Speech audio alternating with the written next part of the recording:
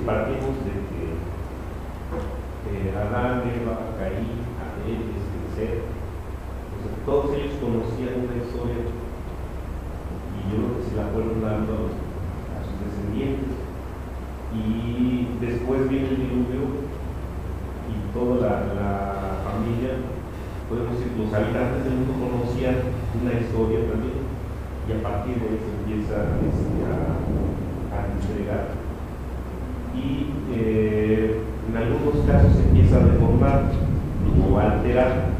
Por ejemplo, los mayas hablan de un diluvio de resina, y hablan de una creación, o sea, toda esa tradición oral pues fue cambiando con el paso de...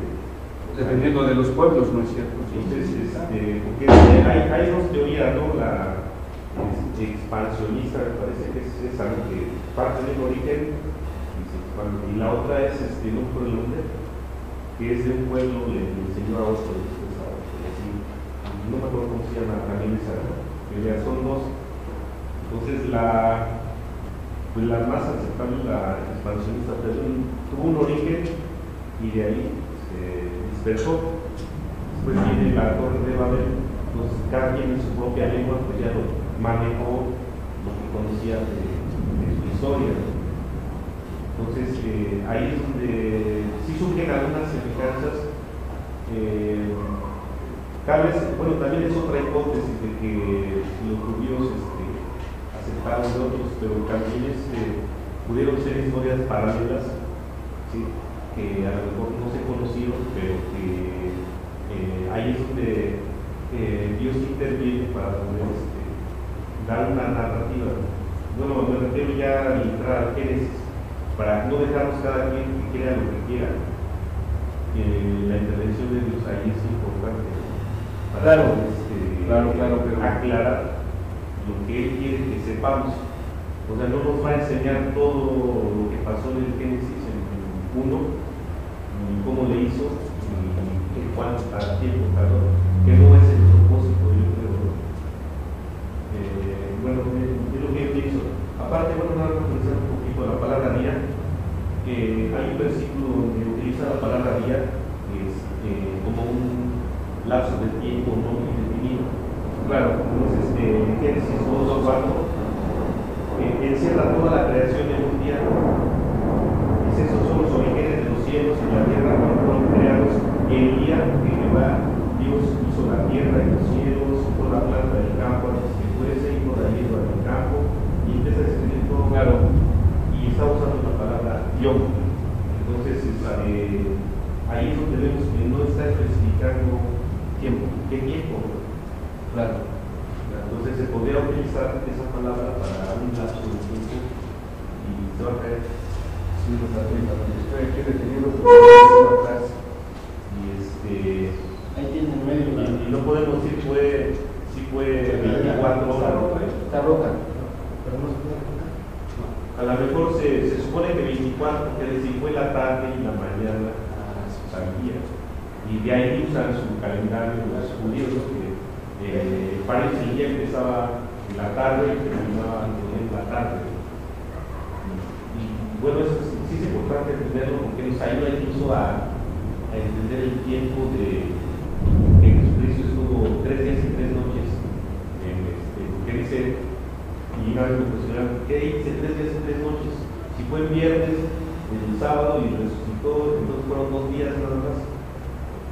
Luego 2 noches, 3 días y 2 noches, y en el próximo hace 3 días y 3 noches, o el mismo de pero se entiende cómo manejaban ellos el tiempo, fue la tarde y la mañana. O sea, ¿cuándo empezaban a contar el día? Entonces ya hay bueno, es nada más para porque ellos se basan precisamente en esa parte de que fue la tarde y la mañana. Sí, pero tenemos que entender que pudo haber sido así, no la descarto, pero pudo haber sido más largo. La onda es de no encerrarnos en una sola. No, eso es lo que trato de decir. ¿En cuánto tiempo? ¿Quién sabe? Algunos dicen 24 horas, por eso lo mencioné. Porque creo que no saben, él mandó y dijo y fue hecho. Sí, sí, sí. Con su palabra, así como dijo, levántate y anda. Pues así es.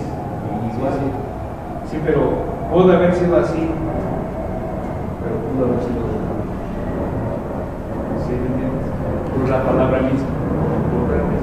Eso sí, ¿no?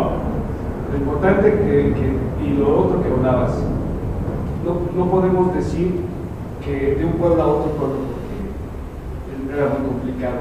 Lo que sí podemos decir es que el pueblo judío nunca lo tuvo. ¿Sabe? El pueblo judío no sabía cómo fue que se creó el pueblo. A lo mejor los pueblos sí. Y eso hay vestigios también. Lo que sí podemos decir es que hubo cierta cuestión oral que fue justificado frente a los demás pueblos. Y los demás pueblos tenían las herramientas necesarias para poder escribir y poder obtener una cuestión histórica aparte de su identidad que después el pueblo judío asumió. Tenemos que ser muy claros en eso porque los judíos no tenían ni siquiera idea de quién era ese Dios. ¿No es cierto? ¿Quién era ese Dios que los iba a liberar? Y hasta cuando salen, Moisés se los enseña, los describe, se los presenta en el transcurso, como nos dice el texto. Entonces, sí tenemos que entender que el pueblo judío tuvo que recuperar la idea de la creación de otros pueblos. Eso es importante. Porque si no, bueno, si él ya sabía, ¿por qué se resistía? ¿Por qué se resistía a caminar con Moisés? Porque no estaban seguros de que ese Dios, que es Dios de los esclavos, los iba a llevar a la tierra prometida. En fin, son muchos cuestionamientos. Por eso es muy importante que nos quedemos ahí, José. El pueblo judío, ¿no?, tuvo que aprenderlo de otros. Eran nuevas generaciones. Ya no era la generación de estos padres, de otras generaciones. 10 generaciones más tardías. De tal manera que tuvieron que recuperar su posición en relación a la teoría de la creación.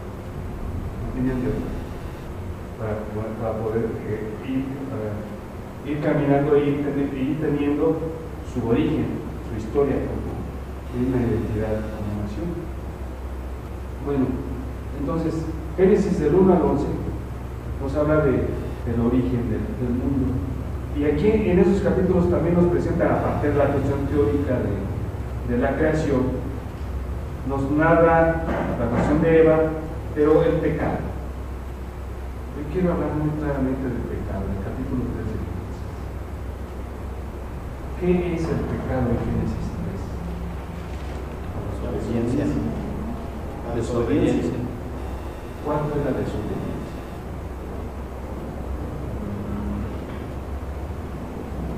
Dios les había dicho No tocar. No comiera del árbol. Ese árbol. ¿Por qué? Del fruto. Conocimiento, ¿no? Iban a ser abiertos sus ojos. Entonces, la desobediencia fue comer el fruto. ¿Qué? Pues yo siento que la soberbia, ¿no? Tal vez. ¿Soberbia de qué? Pues de sentirse superiores, o querer sentirse igual a Dios, Mejor que Dios. o mejor que Dios. Entonces, lo que la desobediencia está en el fruto o en el querer ser igual a Dios. Al querer ser igual que Dios. Por eso comieron del fruto. ¿No es cierto? Así es. Entonces, el hermano Francis Schaeffer, que escribe Génesis en el tiempo y en el espacio, dice: pudo haberles dicho no proceder de servir. ¿Y se acabó? Otra cosa. ¿Y se acabó? No. Pero no. Es que hasta Dios ahí en ese mismo nos respetó, ¿no? Nos respetó al hombre en ese contexto. Fíjense, nada más sabiendo que el hombre podía pecar y podía desobedecer, le dio mucho caso. Interesante eso. Entonces, dice ahí en el capítulo 3, verso 6, versos 5 6, que les llamó a comer del fruto, el querer ser igual